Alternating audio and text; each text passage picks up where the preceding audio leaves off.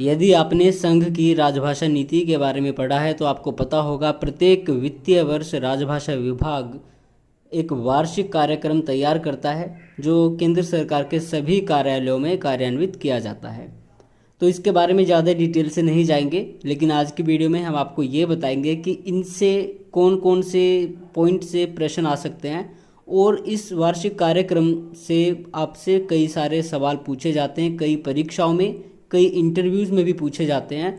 और जो अधिकारी ऑलरेडी अधिकारी हैं, मतलब जो लोग ऑलरेडी अधिकारी हैं, ट्रांसलेटर हों या फिर असिस्टेंट डायरेक्टर हों या फिर हिंदी ऑफिसर हों, हिंदी असिस्टेंट हो, हिंदी से रिलेटेड जो भी किसी पोस्ट पर हैं, तो उनके लिए भी यह बहुत ही लाभदायक होता है। तो यहाँ पे है संघ का राजकीय कार्य हिंदी में करने के लिए वार्षिक कार्यक्रम 2024 से 25, ये अप्रैल से लेके 2025 मार्च तक है। तो चलिए आगे देखते हैं कौन कौन से बिंदु हैं जिन पर आपको ध्यान देने की आवश्यकता है। यहाँ पे इन्होंने प्राकथन कहा है, उसके बाद में राजभाषा नीति संबंधी प्रमुख दिशा निर्देश, और उसके बाद आता है हिंदी के प्रयोग के लिए वर्ष 24-25 का वार्षिक कार्यक्रम।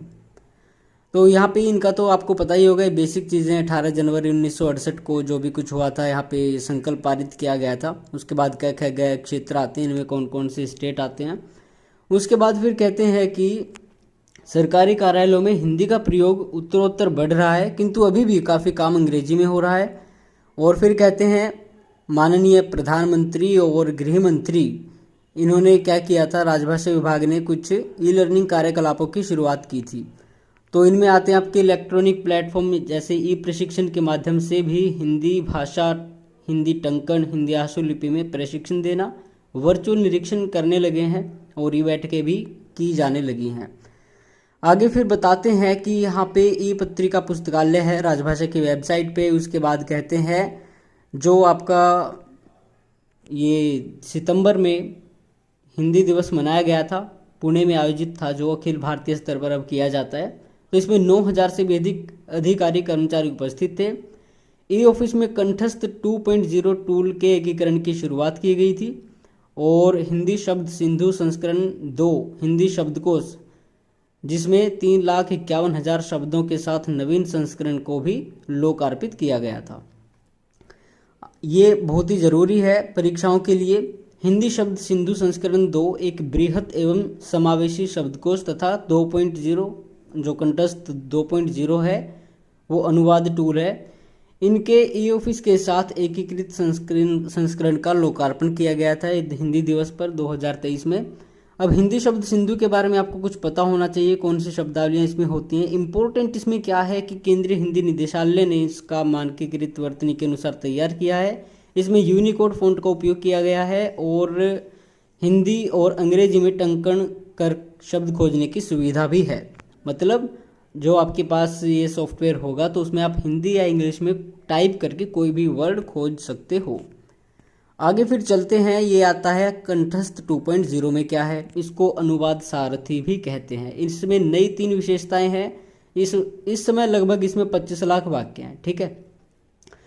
न्यूरल मशीन ट्रांसलेशन अर्थात मशीनी अनुवाद इसमें जोड़ दिया गया है। मतलब पहले तो क्या होता था, इसकी मेमोरी में ट्रांसलेशन जो सेव रहता था वही होता था, लेकिन अब क्या हो चुका है, मशीनी अनुवाद भी उपलब्ध है। जैसे गूगल करता है ऐसे ही अब ये भी करने लगा है। पहले ये होता था जो इसमें फीड है केवल वही अनुवाद करेगा। स्मार्ट चैट बोट है, यहाँ पे FAQs हैं कुछ, वो आप देख लेना। वॉइस टाइपिंग भी होती है, उससे भी आप अपना खोज सकते हैं। आगे फिर कहते हैं यदि कोई कर्मचारी या अधिकारी जानबूझकर राजभाषा के बारे में लागू प्रावधानों की अवहेलना करता है तो प्रकरण के संबंधित नियमों एवं आदेशों के उल्लंघन के आधार पर कार्रवाई की जा सकती है। ये अधिकारियों के लिए महत्वपूर्ण है। हमें किसी का मतलब किसी पर दबाव नहीं डालना है कि आपको हिंदी में कार्य करना है। उसके बावजूद भी यदि कोई कहता है कि मैं तो भाई नहीं कर रहा हिंदी में काम, आपसे जो नहीं बनता, मतलब जो करना चाहते हो कर लो, तो ये 7वां बिंदु याद रखें, 7वें का पहला बिंदु, तो उसके खिलाफ कार्रवाई की जा सकती है। और सबसे ज़रूरी इंपॉर्टेंट पॉइंट ये है कि संसदीय राजभाषा जो समिति है उसके 9 खंडों पर राष्ट्रपति के आदेश आ चुके हैं। आगे फिर कहते हैं हिंदी भाषा, हिंदी टंकण और आशुलिपि के प्रशिक्षण में तेजी भी लाई जाए और जो ऑलरेडी इसका लाभ उठा चुके हैं उनको अधिकाधिक हिंदी का प्रयोग करना चाहिए। आगे फिर बताते हैं विभिन्न प्रशिक्षण कार्यक्रमों में केंद्र सरकार के कार्यालय नियमित रूप से अपने कर्मचारियों को नामित करें। इसमें फिर क्या होता है, कई बार बीच में छोड़कर चले जाते हैं, तो उनके लिए भी कहा है कि प्रशिक्षण को बीच में छोड़ने या परीक्षाओं में न बैठने वाले मामलों में कड़ाई बरती जाए। आगे कहते हैं क क्षेत्र के लिए केंद्र सरकार के सभी प्रशिक्षण कार्यक्रमों में अनिवार्यतः हिंदी माध्यम से प्रशिक्षण दिए जाने हेतु लक्ष्य निर्धारित किए गए हैं। प्रत्येक तिमाही में हिंदी कार्यशाला का आयोजन करना है और कार्यालय अपने विषयों से संबंधित संगोष्ठियां हिंदी माध्यम में आयोजित करें। हिंदी पखवाड़े के दौरान जो बंदे पुरस्कार जीतते हैं भाई, उनको अपना काम हिंदी में करना चाहिए। राजभाषा संबंधी निरीक्षण राजभाषा विभाग के अधिकारियों के साथ किया जाए। और आगे आपको पता है नराकाश की वर्ष में 2 बैठकें होती हैं, हर 6 महीने में 1 बैठक होती है और प्रशासनिक प्रमुखों का इनमें जो है भाग लेना अनिवार्य होता है। तो आप अगर ट्रांसलेटर है कहीं पे, तो आपको अपने प्रशासनिक अधिकारी को ये बात बतानी चाहिए। आगे कहते हैं राजभाषा विभाग द्वारा अब तक कुल 531 नराकाश का गठन किया जा चुका है। तो ये बहुत इंपॉर्टेंट है, ये आपको ध्यान रखना चाहिए।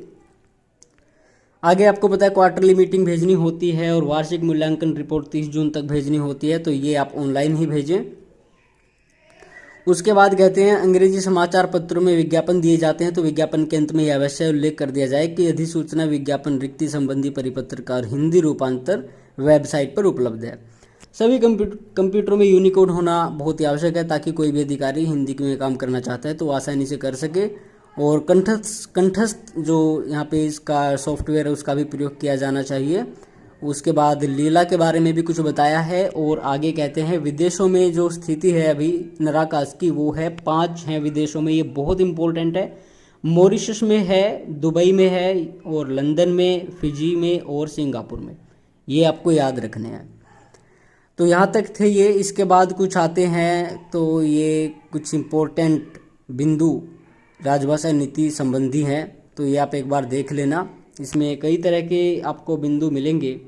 और केंद्रीय हिंदी समिति की 31 बैठकें हो चुकी हैं, ये आपको ध्यान होना चाहिए। आगे फिर कहते हैं क ख क्षेत्रों में सभी प्रकार का प्रशिक्षण, चाहे वह अल्पावधि का हो दीर्घावधि का हो, सामान्यतः हिंदी माध्यम से हो। कोई भी ट्रेनिंग हो आपके ऑफिस में, अगर आप क और ख क्षेत्र में आते हैं तो वो हिंदी में होनी चाहिए। अगर ग क्षेत्र में आते हो तो भाई उसकी सामग्री जो हिंदी और इंग्लिश में होनी चाहिए। और अधिकारी जिस प्रकार की सामग्री की मांग करता है, जिस भी माध्यम से, वो उसको उपलब्ध करा दी जानी चाहिए। लीला हिंदी प्रवाह के बारे में कहते हैं कि अंग्रेजी के अतिरिक्त 14 भारतीय भाषाओं के माध्यम से दिया जाता है, तो टोटल यहाँ पे 15 भाषाओं में ये दिया जाता है। आगे कहते हैं अनुवादकों को मानक शब्दकोश अंग्रेजी से हिंदी, हिंदी से अंग्रेजी तथा अन्य तकनीकी शब्दावलियों के रूप में सहायक सामग्री उपलब्ध कराई जाए। ये किसको कहा है? ये कहा इन्होंने कार्यालय को। अगर कार्यालय नहीं मंगाते हैं तो आप उनको ये चीज़ दिखाइए और इस पर तुरंत कार्रवाई होगी। आगे फिर कहते हैं जी पॉइंट नंबर 26 पर, ये कहते हैं केंद्रीय हिंदी प्रशिक्षण संस्थान के माध्यम से हर साल कंप्यूटर पर हिंदी में काम करने के लिए 5 दिन का बेसिक प्रशिक्षण कार्यक्रमों का आयोजन करवाया जाता है। और फिर कहते हैं राजभाषा विभाग द्वारा 2022-23 से संशोधित कर दिया गया था राजभाषा गौरव पुरस्कार योजना को, और अब ये भारत के नागरिकों को निम्नलिखित पुरस्कार दिए जाते हैं। ठीक है, तो यहाँ पे 4 पॉइंट में इन्होंने बताया है, समझाया है आपको। आगे चलते हैं तो हिंदीतर राज्य मतलब जो आपके आते हैं गैर क्षेत्र में, इसमें कोई भी बोर्ड हो गया, साइन बोर्ड हो गया, नामपट हो गया, दिशा संकेतक हो गए, उनके लिए सबसे पहले क्या आएगा? क्षेत्रीय भाषा आएगी, फिर हिंदी आएगी, फिर अंग्रेजी आएगी। इसी क्रम में आपको वो बोर्ड बनवाने हैं। यदि कहीं पे बाइलिंगुअल है या फिर इंग्लिश है या फिर केवल क्षेत्रीय भाषा है तो आपको बता देना चाहिए। उदाहरण के लिए ले लेते हैं, जैसे कि गुजरात में गुजराती अगर वहाँ पे नहीं है तो ऊपर गुजराती करानी है, फिर आपको हिंदी करानी है, फिर आपको इंग्लिश करवानी है। इसके बाद जी आ जाते हैं हम अपने हिंदी के प्रयोग के लिए वर्ष 2024-25 का वार्षिक कार्यक्रम। तो यहाँ पे कोई भी बदलाव नहीं हुआ, इससे पहले हम आपको बता चुके हैं, तो ये आपको याद होना चाहिए। चाहे आप एस्पायरेंट है या फिर आप एक अधिकारी हैं तो बिल्कुल याद होना चाहिए, बहुत ही ज़्यादा ज़रूरी है। तो ये था जी आपका वार्षिक कार्यक्रम में जो जो अब की बार चीज़ें शामिल की गई है, और इससे ज़्यादा तो कुछ बता नहीं सकते हैं, लेकिन जो इम्पोर्टेंट हमें बिंदु लगे परीक्षा की दृष्टि से और अधिकारियों के लिए वो यही थे। तो आप सभी को राजभाषा हिंदी का प्रयोग बढ़ाना है। अपने आसपास के लोगों से भी आपको थोड़ा सा ये रिक्वेस्ट तो क्या कह सकते हैं, लेकिन थोड़ा सा आपको उन्हें जागरूक करना है कि आपको हिंदी में काम करने की आवश्यकता है।